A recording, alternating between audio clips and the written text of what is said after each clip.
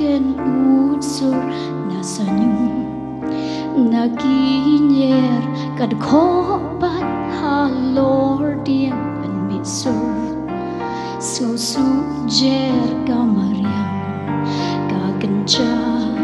perthei kadang yo thia ba dei por chindum trong kami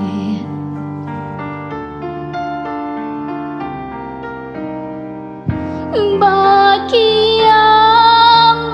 ang ya jing dong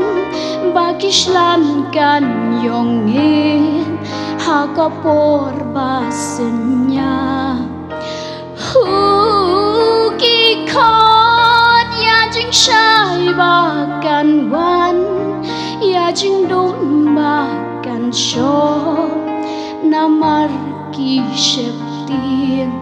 Ya jing dong trong kami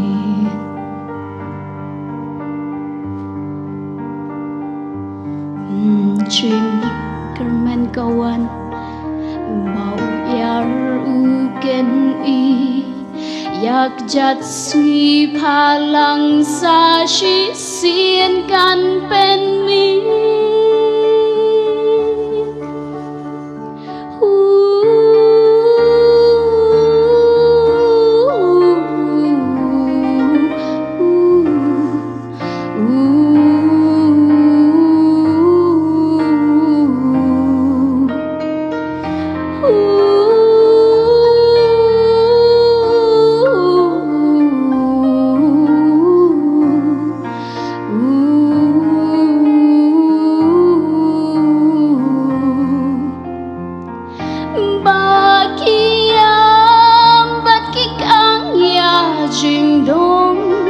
Bakishlan kan yongin Hakapor basenya Huki kot ya jing shai bakan wan Ya jing dum bakan sho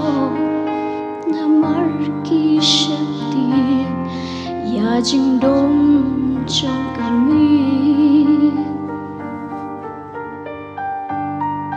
Ya jing dong trong kami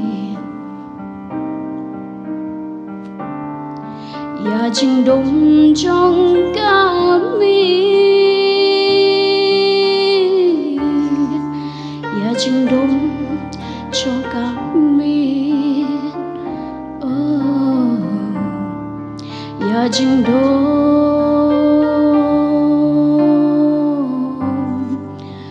trong kami Kublai Shibon